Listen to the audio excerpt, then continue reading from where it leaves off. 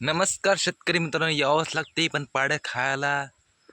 बघू शकता आंबे किती आहेत तर बरं.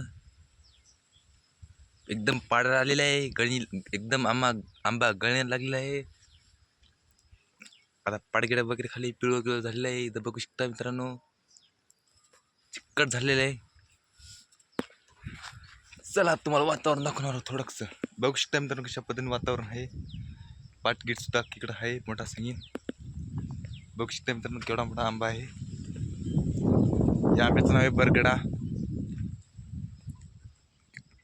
या आंबा उतरत नाहीत कोणीच. या आंबा फक्त पाडासाठी स्पेशल. खा वाटलं खा, नकर जा. फक्त इथून पाडा खाऊन जा.